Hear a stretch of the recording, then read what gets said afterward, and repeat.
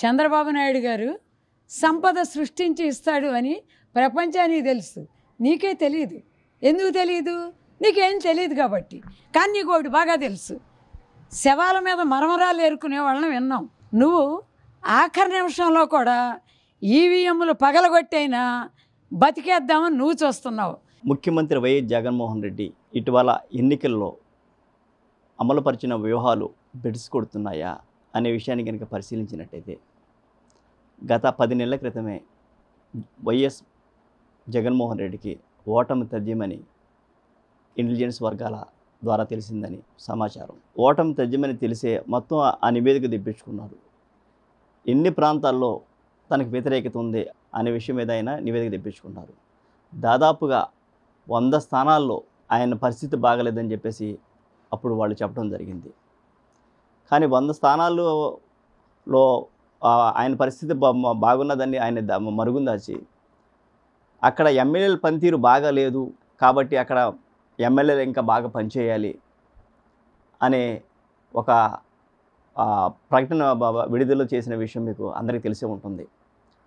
ఆ ఏరియాలో ఉన్న ఎమ్మెల్యేలని ఇంకా ప్రజల దగ్గరికి వెళ్ళి వాళ్ళతో మమేకం అవ్వాలని చెప్పేసి ఆ రోజు ఆయన సూచించారు. కానీ ఆయన ఎమ్మెల్యేల పనితీరు కాదు, తన పనితీరు మాత్రం బాగలేదన్న విషయం తెలుసుద్ది. అడుగకుండా ఆ 100 మంది ఎమ్మెల్యేలని 60 మంది ఎమ్మెల్యేలు పనితీరు బాగలేదని చెప్పడం జరిగింది. అదేవిధంగా ఆయన అక్కడికి వెళ్ళారు, పంపించాడు, అయినా కానీ ఫలితం లేకపోయింది. ఎందుకంటే అసలు ఎమ్మెల్యేలతో పనేముంది అనే విషయం, ఎమ్మెల్యేలతో పనేముంది, ఎమ్మెల్యేలతో తను కలవడం. అదేవిధంగా ఎమ్మెల్యేలు కూడా దాదాపుగా ఆయన దగ్గర ఉన్న ఎమ్మెల్యేలు కూడా ఎవరికైనా పని చేయకపోతే గొప్పకున్న ఎమ్మెల్యే దగ్గరికి సరే పని చేయండి గొప్పకుని చేసే పరిస్థితి ఉండేది. అదేవిధంగా వార్డు మెంబర్లు కానీ అదేవిధంగా మిగిలిన వాళ్ళందరి దగ్గరికి వెళ్ళే పరిస్థితి ఉండేది. కానీ వాలంటీర్ వ్యవస్థ వచ్చిన తర్వాత వాళ్ళతో పని లేకుండా దాదాపు చేసుకున్నాడు. దానివల్ల అతనికి అది మైనస్ కూడా మారింది. ఆ మాట వలన ధరల పెరుగుదల నుండి, కరెంటు ఛార్జీలు పెరుగుదల నుండి, అధిక రోడ్లు బాగోవటం అనేది అనేక ప్రభావాలు, అనేక అంశాలు ఆయన యొక్క పరిపాలన తీరుపై ప్రభావం చూపించని మాత్రం అది ఖచ్చితంగా తెలిసింది. అయినా కానీ ఎటువంటి మార్పు లేదు. ఎన్నికలు ముంచుకొచ్చినాయి.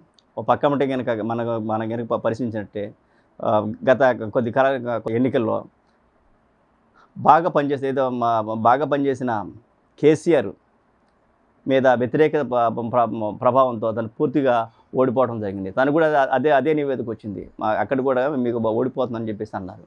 కానీ తను ఏదో విధంగా అదే ఎమ్మెల్యే నుంచి చేశారు. కానీ జగన్మోహన్ రెడ్డి తను ఏమనుకున్నా అంటే, ఇప్పుడున్న ఎమ్మెల్యేలను ఇక్కడ నుంచి వేరే చోట కనుక బదిలీ చేసినట్టయితే, అంటే ట్రాన్స్ఫర్, ఇది యాక్చువల్గా అయితే ఇది మన అధికారం చూసాం, ఇక్కడి నుంచి ఒకటి ట్రాన్స్ఫర్ చేయడం అనేది మనం చూసాం. కానీ ఇక్కడ మాత్రం ఎమ్మెల్యేలను ట్రాన్స్ఫర్ చేశారు. అది అఫ్కోర్స్ అది మాత్రం కొన్ని చోట్ల, ఎందుకంటే కొన్ని చోట్ల కుదరినప్పుడు ఒక వ్యక్తి గెలుస్తారనుకున్నప్పుడు వాళ్ళకి వేరే సీట్లు కేటాయించడం అనేది అరుదుగా మాత్రం జరిగింది. అందులో విజయం సాధించవచ్చు. కానీ ఎమ్మెల్యేల పనితీరు తానే బాగలేదు తానే స్వయంగా చెప్పి వాళ్ళని ఇంకా వేరే చోటకి మార్చడాన్ని ప్రజలందరికీ వాళ్ళు తెలిసిపోయింది. అంటే ఇక్కడ చలనాను ఇంకా వేరే చోట చెల్లుతా అనే భావనలోకి వాళ్ళు వచ్చారు. ప్రజలు కూడా అదే ఉన్నారు. స్థానికంగా ఉన్న ఎమ్మెల్యే అనుకోండి, అంతమంది ఎమ్మెల్యే అనుకోండి, ఈ ఏదో విధంగా చేసి వాళ్ళ దగ్గరికి వెళ్ళి మంచి మాట చెప్పేసి కొద్దిగా గెలిచే అవకాశం ఉండేది. కానీ ఎప్పుడైతే ఈ విధంగా మార్చారో వాళ్ళకి గెలుపు అవకాశం అనేది పూర్తిగా దారి మూసుకుపోయింది. ఇప్పుడు ప్రస్తుతానికి ఎమ్మెల్యేలు మన కనుక మంత్రులుగా పనిచేసిన వాళ్ళని కనుక రోజా కానీ, అనిల్ కుమార్ కానీ, అదేవిధంగా పేరు నాని కానీ, రాంబాబు గారు లాంటి కానీ, వీళ్ళందరికీ చూసినట్టు వాళ్ళ నైరేష్యం కనబడుతుంది. ఓడిపోతామన్న నిస్పృహ తెలిసిపోతుంది. ఎందుకంటే వాళ్ళ యొక్క మాటలు ఇదివరకు ఎలా ఉండే, ఇప్పుడు మాట ఉండే చూసే వాళ్ళకి తెలుస్తుంది.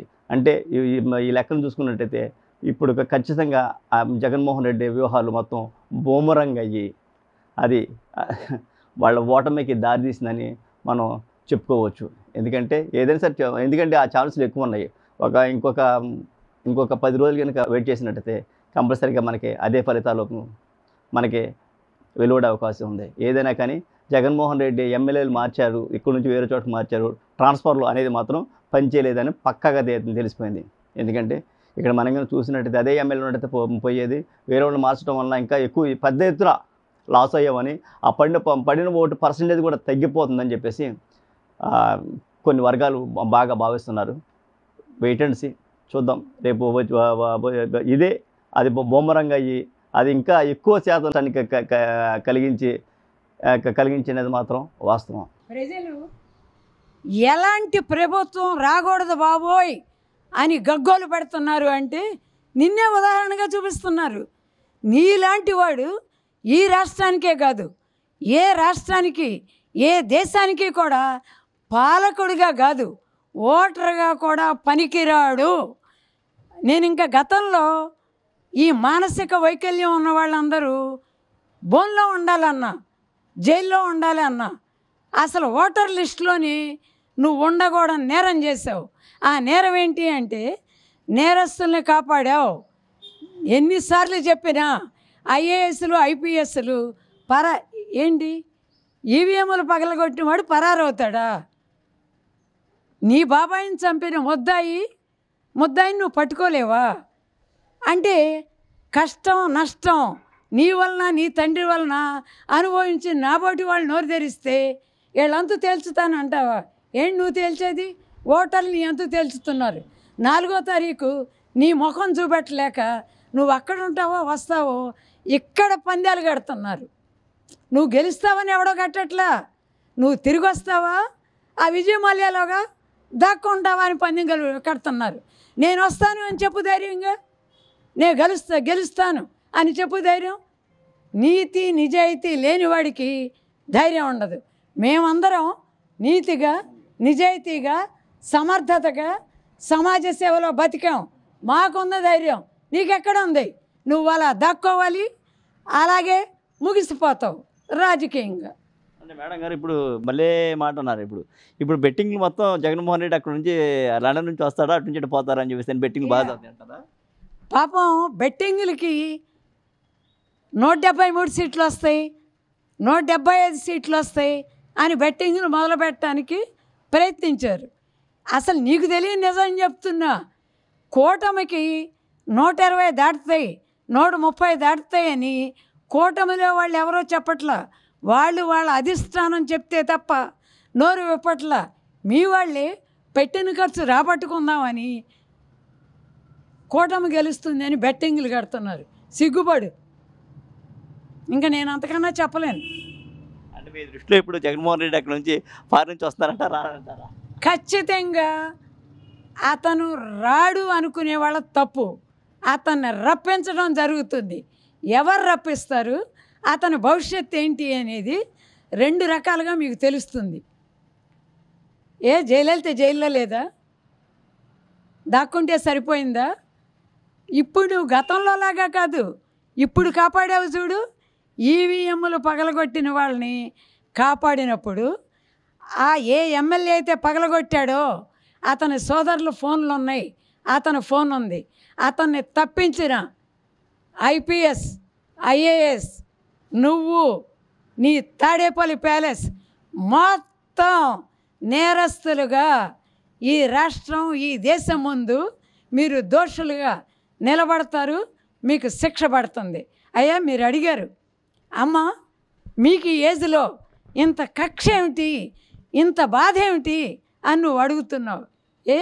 నేను ఒక జీవితకాలం ఉద్యోగం చేశా, ఎంఫిల్ పిహెచ్డీ చేశా, నాకు ఇంక్రిమెంట్లు వచ్చినాయా? చంద్రబాబు నాయుడు నాకు ఏక్యూ ఇస్తే నువ్వు నెలకు 10,000 రూపాయలు తీసేసావు అంటే నువ్వు తీసేయడానికి నువ్వెవడు? నీకేం హక్కు ఉంది? అది మా హక్కు, సుప్రీంకోర్టు మాకు ఇచ్చిన హక్కు. అంటే నువ్వు పెన్షన్ ఇచ్చిన వాళ్ళనే దోస్తావు, రాజధానికి భూములు ఇచ్చిన వాళ్ళనే దోస్తావు, పెన్షన్ అన్నీ దోస్తావు, అబద్ధాలు చెప్పి ఎంప్లాయీస్ని దోచేసావు. అసలు నువ్వు దోచడానికి ఇంకే వర్గం మిగిలిందో నువ్వు చెప్పు. నీకు తెలిసిన వర్గాలు తెలీదు. కష్టపడి పనిచేయడం, కష్టపడి చదువుకున్నాం, ఉద్యోగాలు సంపాదించాం, మాకు ఇవే తెలుస్తాయి. నీ వలన ఎన్ని రకాల నేరాలు ఉన్నాయి, ఎన్ని రకాలుగా సంపాదించవచ్చు అని ఈ రాష్ట్రంలో మేము అవాక్ అవటం కాదు, కొత్త తరాలు సర్వనాశనం అయిపోయే విధంగా నువ్వు దారుణంగా అనేక వర్గాలని ముంచేసావు, కొత్త తరాన్ని తప్పుదారి పట్టిస్తున్నావు. నువ్వు అసలు ఏ విధంగా అసలు నువ్వు రావాలని నేను కోరుకోవట్లా. అయితే కోర్టులు ఉన్నాయి, నీ తప్పులు ఉన్నాయి, అవే నేను రప్పిస్తాయి. అంతేనమ్మా, అంతకన్నా చెప్పాల్సిందేం లేదు. ఇదే జరుగుతుంది. Thank you.